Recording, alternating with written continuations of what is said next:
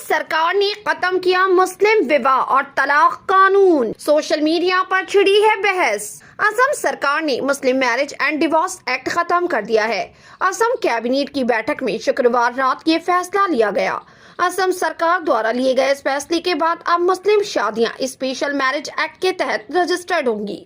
Assam cabinet मंत्री का कहना है कि यूनिफॉर्म सिविल कोड की दिशा में ये हमारा पहला कदम है।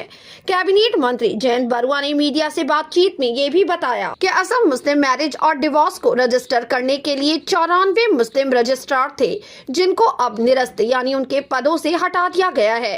आज की कैबिनेट बैठक ने इस एक्ट को हटा दिया, जिसने मुस्लिम शादियां और तलाक को रजिस्टर्ड कराया जाता था। आज के बाद इस एक्ट के तहत मुस्लिम विवाह और तलाक पंजीकरण नहीं हो सकेगा। हमारे पास एक स्पेशल मैरिज एक्ट है, इसलिए हम चाहते हैं कि सभी शादियां उन अधिनियम के तहत हो। अब मुस्लिम शादियां और तलाक का रजिस्ट्रेशन डिस्ट्रिक्ट कमिश्नर और डिस्ट्रिक्ट रजिस्ट्रार द्वारा किया जाएगा।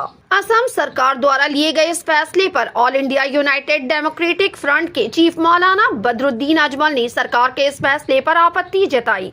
उन्होंने कहा कि बहु विवाह केवल मुसलमानों में नहीं बल्कि अन्य समुदायों में भी है। केवल मुसलमानों को टारगेट करना सही नहीं है। वहीं असम में विवाह और तलाक के कानूनों में बदलाव को लेकर सपा के सांसद एसटी हसन ने कहा कि सभी धर्मों के अपने रीति रिवाज होते हैं और लोग उसके हिसाब से चलते हैं, लेकिन सरकार इसमें दखल दे रही है। समाजवादी पार्टी के नेता और सांसद एसटी हसन ने बड़ा बयान दिया है। उन्होंने कहा कि सरकार के ऐसे फैसले असल मुद्दों से ध्यान भटकाने का एक प्रयास है। सपा सांसद ने कहा, सरकार कानूनों में बदलाव कर रही है, लेकिन इसका कोई असर नहीं पड़ेगा। मुसलमान शरिया और कुरान के हिसाब से ही चलेगा।